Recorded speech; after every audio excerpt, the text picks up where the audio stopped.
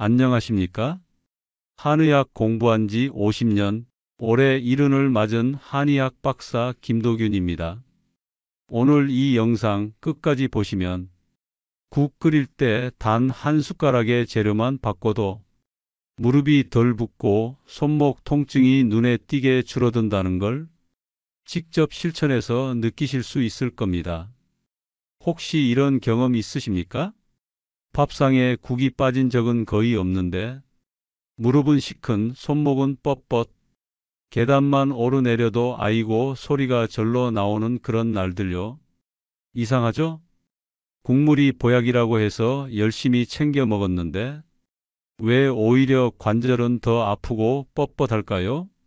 놀라실 수도 있습니다. 국물 좋아하시는 분들 중 절반 이상이 알게 모르게 관절에 독이 되는 습관을 매일 반복하고 있다는 사실. 국 속에 넣는 그 한 재료 때문에 염증이 심해지고 연골 사이가 더 빨리 닳고 관절이 시큰거리고 붓는 겁니다. 그런데 이걸 바꾸면요, 별다른 약을 쓰지 않고도 식탁 위에서 통증이 줄어드는 걸 느끼실 수 있습니다. 한방에는 이런 말이 있습니다. 입으로 들어가는 것이 곧 약이자 독이다.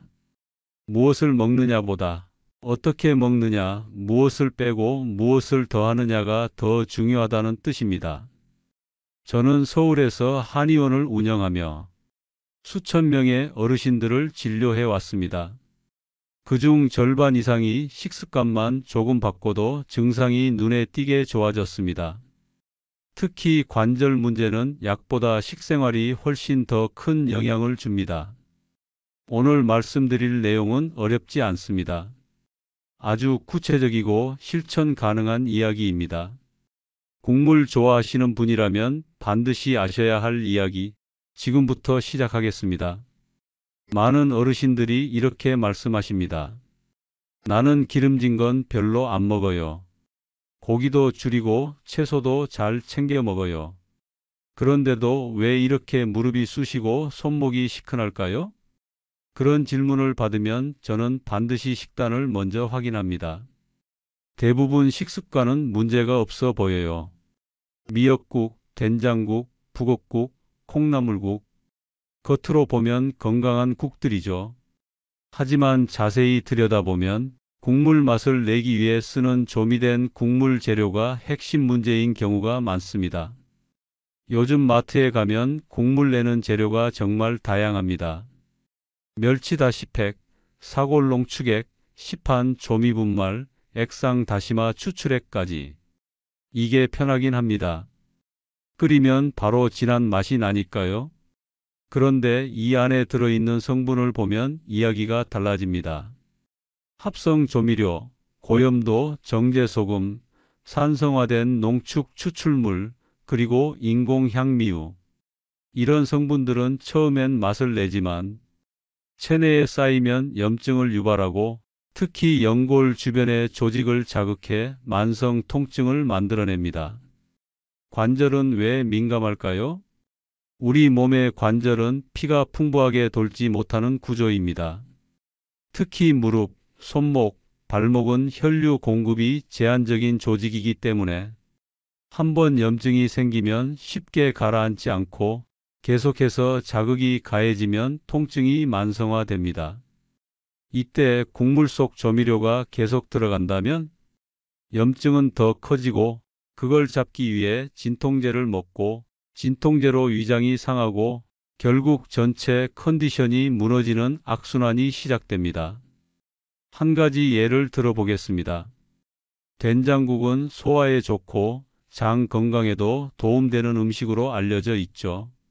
하지만 시판 된장의 80% 이상은 콩을 자연 발효한 것이 아니라 정제된 단백질과 조미료, 소금, 전분을 섞어 만든 혼합품입니다. 여기에 다시팩, 멸치액, 소금이 들어가면 국물은 짜고 자극적이고 염증성으로 변합니다. 즉, 된장국이라는 이름은 같아도 내 몸엔 전혀 다른 결과를 가져오는 거죠. 지금 냉장고에 있는 다시팩, 액상 조미료 한번 꺼내서 뒷면 성분표를 읽어보실 수 있으신가요? 글자가 작아서 잘 안 보이긴 하겠지만 거기에 적힌 화학 성분이 여러분의 무릎을 아프게 했을 수도 있습니다. 또 한 가지 중요한 사실이 있습니다. 관절에 부담을 주는 건 단순한 소금 섭취 때문이 아닙니다. 정제염에 포함된 나트륨의 구조 자체가 칼슘 대사를 방해하고 뼈와 연골을 부드럽게 유지해주는 콜라겐 생성을 억제합니다. 즉, 국물은 따뜻하게 위를 덮어주는 동시에 잘못 끓이면 관절을 서서히 갉아먹는 흉기로도 바뀔 수 있는 것입니다. 여기서 많이들 오해하시는 게 있습니다. 국물 맛이 강해야 밥이 넘어가지 싱거우면 못 먹겠어. 맞는 말씀입니다. 그런데요, 고소하고 자극적이지 않으면서도 깊은 맛을 내는 재료가 있습니다. 그 한 숟가락이 오늘 이야기의 핵심입니다. 국물을 포기하지 않으면서도 관절을 지킬 수 있는 방법, 그 핵심은 바로 들깨가루 한 숟가락입니다. 들깨는 단순한 고소한 양념이 아닙니다. 한의학에서는 들깨를 관절에 기름칠하는 음식, 즉 관절 마디 사이를 부드럽게 해주고 뻣뻣한 기운을 푸는데 탁월한 재료로 봅니다. 왜일까요? 들깨에는 오메가3 지방산이 풍부하게 들어 있습니다. 이 성분은 혈액을 맑게 해주고 염증을 가라앉히며 관절 사이의 미세한 마찰을 줄여주는 역할을 합니다. 쉽게 말해 굳은 관절 사이에 윤활유를 넣어주는 효과라고 보면 됩니다. 또 들깨는 따뜻한 성질을 가지고 있어서 몸이 차거나 손발이 시리고 무릎이 저린 분들에게 딱 맞는 식재료입니다. 특히 겨울철이 되면 관절이 더 아프다는 분들이 많은데 그건 기온 때문만이 아니라 속이 냉한 체질이라 더 시리고 굳어지는 것입니다. 들깨는 그런 분들에게 아주 잘 맞습니다. 뿐만 아닙니다. 들깨에는 리놀렌산, 비타민이, 칼슘, 마그네슘도 풍부합니다. 모두 뼈와 근육, 신경 전달을 도와주는 영양소죠. 특히 시니어에게 부족해지기 쉬운 영양소들이 들깨 한 숟가락에 모여 있는 셈입니다. 들깨가루를 넣으면 국물은 어떻게 달라질까요? 첫째, 맛이 훨씬 부드러워집니다. 기존에 조미료를 넣었을 때의 자극적인 맛이 아니라 입안에서 살살 감도는 고소한 풍미가 납니다. 된장국, 미역국, 북엇국, 심지어 콩나물국에도 잘 어울립니다. 둘째, 포만감이 올라갑니다. 지방과 단백질이 함유되어 있기 때문에 조금만 먹어도 든든하고 과식 방지에도 도움이 됩니다. 이건 당뇨나 대사질환 있는 분들에게도 큰 장점이죠. 셋째, 속이 편안해집니다. 위장이 약하신 분들도 들깨는 잘 소화되고 국물에 들어가면 자극을 줄여주기 때문에 식사 후 더부룩함이나 속 쓰림도 줄어듭니다. 여기서 질문 하나 드려볼까요? 지금 끓이고 있는 국, 조미료 대신 들깨가루 넣고 계신가요? 만약 아직 안 그러셨다면 오늘부터 딱 일주일만 바꿔보세요. 한약보다 빠른 변화가 느껴질지도 모릅니다. 사실 이 들깨가루는 우리 어머니, 할머니 세대는 당연히 쓰던 재료였습니다. 전통적인 미역국, 시래기국, 들깨탕 다 들깨가루가 기본이었거든요. 그런데 요즘은 빠르고 진한 맛을 위해 인스턴트 조미료로 대체해버렸죠. 그러다 보니 맛은 남았지만 몸은 점점 무거워지고 관절은 망가져갑니다. 다시 예전으로 돌아가자는 말이 아닙니다. 다시 한 숟가락만 되돌리자는 겁니다. 조미료 한 숟가락을 들깨가루 한 숟가락으로 바꾸는 것 생각보다 쉽고 맛은 더 좋고 몸은 훨씬 편해질 수 있습니다. 들깨가루는 단순한 부재료가 아닙니다. 관절을 살리는 건강 습관의 핵심입니다. 이제 궁금하시죠? 도대체 어떻게 넣고 얼마나 넣고 언제 넣어야 제대로 효과를 볼 수 있을지 한의학에서도 복용법이란 말이 있듯 아무리 좋은 것도 제대로 써야 약이 됩니다. 이제부터 들깨가루를 국에 제대로 넣는 구체적인 방법을 알려드리겠습니다. 먼저 언제 넣어야 할까? 들깨가루는 국을 거의 다 끓인 후 불을 약하게 줄이거나 끄기 직전에 넣는 것이 가장 좋습니다. 왜냐하면 들깨가루 안에 들어있는 오메가3와 각종 비타민, 불포화지방산은 열에 약한 성분들이기 때문입니다. 센 불에서 오래 끓이면 영양소가 쉽게 파괴되거나 고소한 향이 날아가 버려요. 그러니 국물이 다 끓고 난 뒤 약불로 줄이거나 불을 끈 직후 한 숟가락씩 넣고 휘휘 저어주는 방식이 가장 좋습니다. 다음으로는 얼마나 넣어야 할까? 보통 1인분 국 기준으로 볶은 들깨가루 1큰술, 많아도 2큰술이면 충분합니다. 생각보다 많이 넣지 않아도 맛과 효과를 충분히 낼 수 있어요. 주의할 점은 너무 많이 넣으면 국물이 뻑뻑해지고 깔끔한 느낌이 사라질 수 있다는 점입니다.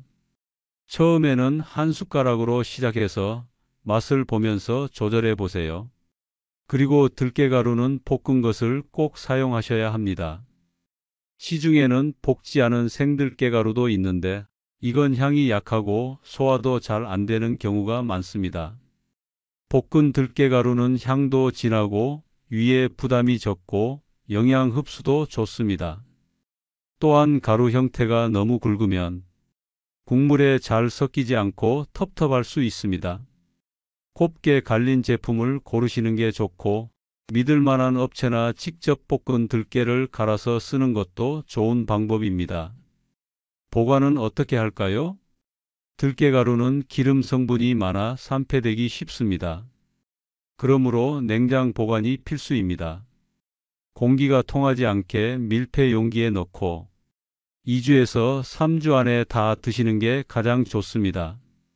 여기서 중요한 건 꾸준함입니다. 들깨가루는 약이 아닙니다.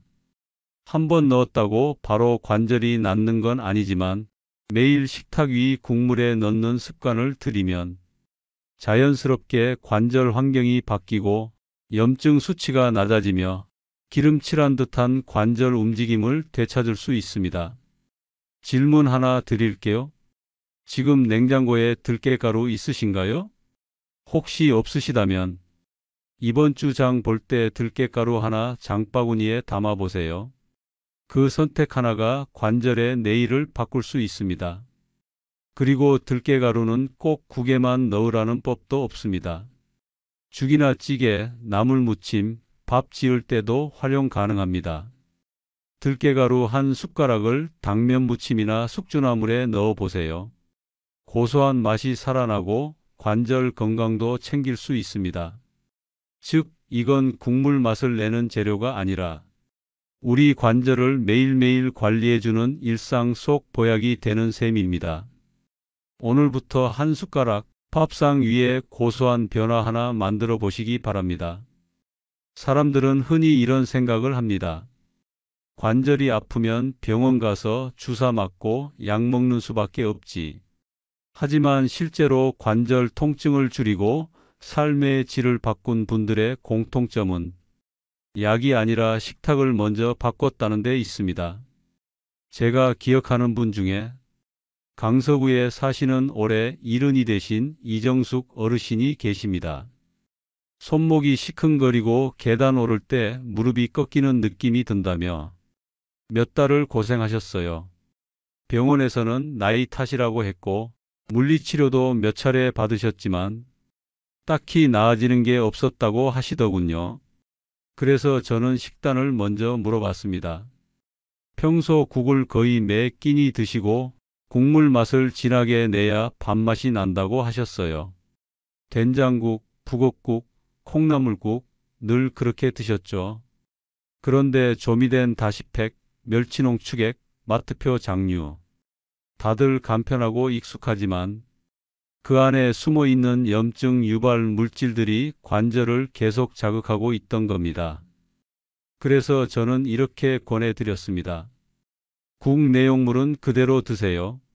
대신 마지막에 볶은 들깨가루 한 숟가락만 추가해 보세요. 그리고 다시팩 대신 생재료로 우려낸 육수를 써보시는 것도 좋고요. 이정숙 어르신은 처음엔 반신반의하셨습니다. 고작 들깨 한 숟가락으로 나아지겠어요? 그런데 2주쯤 지나자 이렇게 말씀하셨어요. 요즘은 아침에 일어날 때 손목이 안 뻣뻣해요. 식탁도 더 고소하고 부드러워져서 가족들도 좋아하더라고요. 저는 속으로 생각했습니다. 약이 아니라 식탁에서 변화가 시작됐구나. 여기서 중요한 교훈 하나 있습니다. 식습관이 병을 만들었다면 식습관이 병을 고칠 수도 있다는 것. 사례는 이분뿐이 아닙니다. 구리시에 사는 78세 박순철님께서도 매일 국 끓이실 때 마트에서 파는 멸치분말을 넣으셨는데 그걸 들깨가루로 바꾸고 나서 통증이 훨씬 덜해졌다고 하셨어요. 이젠 직접 볶은 들깨를 갈아서 쓰실 정도로 습관이 되셨죠. 그럼에도 불구하고 나는 별 효과 못 느꼈다 하시는 분들도 있습니다.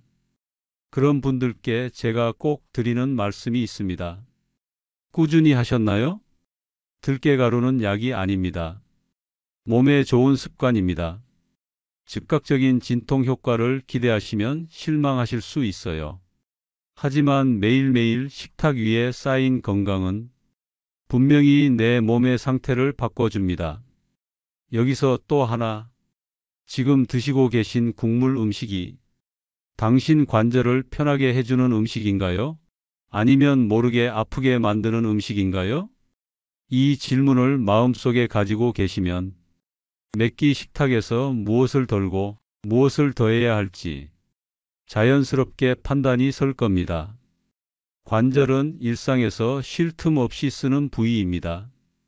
그만큼 꾸준한 관리가 필요하고 그 관리의 시작은 바로 국물 한 그릇에서부터입니다. 한 숟가락 바꾸면 인생이 바뀐다.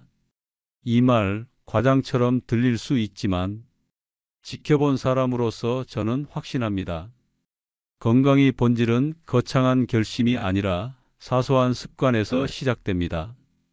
매일 아침 국 끓일 때 그저 손이 가는 대로 다시팩을 넣느냐, 아니면 볶은 들깨가루를 넣느냐, 그 선택 하나가 1년 후 무릎 통증의 강도를 결정짓는 차이가 될 수 있습니다.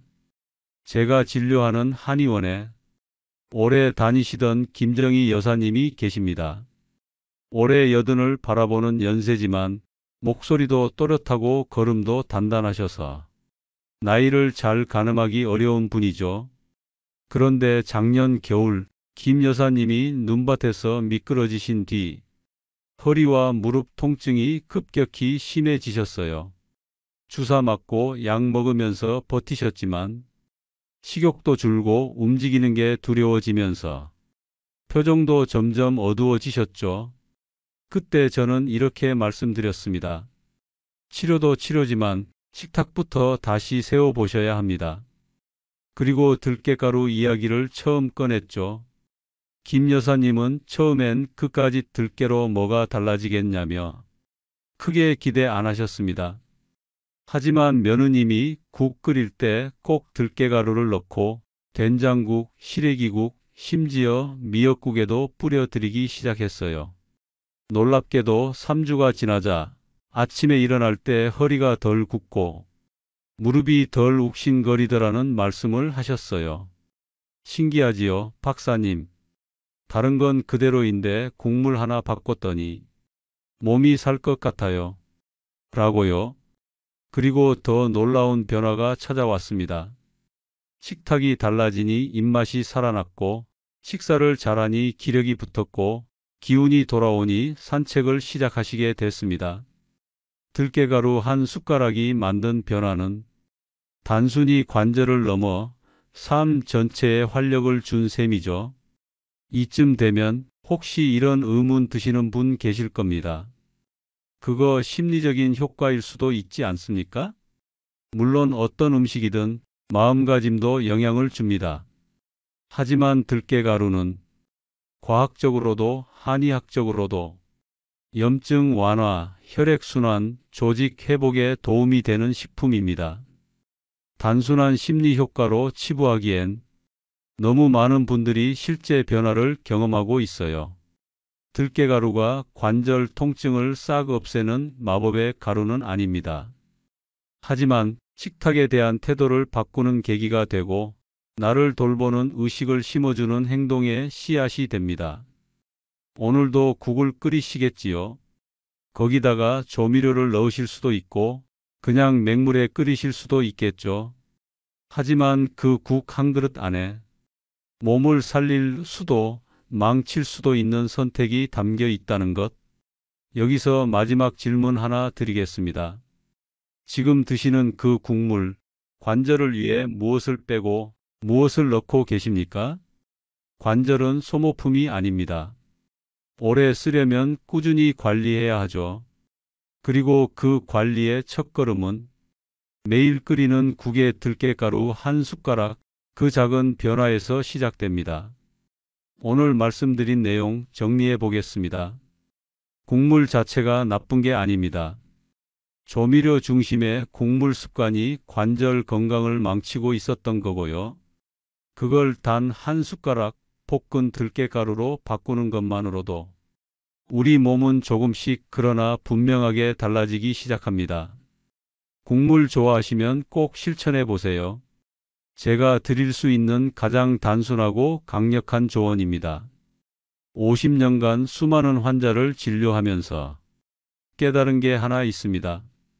몸을 바꾸는 건 약이 아니라 습관이라는 사실입니다. 약은 증상을 눌러주지만 습관은 원인을 바꿉니다. 그리고 그 습관은 거창한 게 아니라 국 한 그릇에 넣는 한 숟가락의 선택에서 시작됩니다. 매일 끓이던 국에 한 숟가락 바꾸는 것만으로 통증이 줄고 식욕이 돌아오고 기운이 다시 살아나는 걸 경험하신 어르신들을 저는 수없이 보았습니다. 이제는 여러분 차례입니다. 이 영상이 여러분 식탁에 작은 변화의 씨앗이 되기를 진심으로 바랍니다. 마지막으로 부탁드릴 게 있습니다. 이 영상이 조금이라도 도움이 되셨다면 구독과 좋아요 버튼 한번 눌러 주십시오. 그 한 번의 클릭이 더 많은 어르신들께 건강 정보를 나눌 수 있는 힘이 됩니다. 그리고 여러분, 혹시 국물 때문에 관절이 아프신 적이 있다면 아래 댓글에 경험 남겨주세요. 다른 분들께도 큰 도움이 될 겁니다. 또 들깨가루 외에 본인만의 건강 비법이 있으시면 그것도 댓글로 함께 나눠주시면 좋겠습니다. 건강한 식탁, 건강한 삶. 저 김도균 한의사가 여러분의 식습관 주치의가 되어 드리겠습니다. 오늘도 끝까지 함께 해주셔서 감사합니다.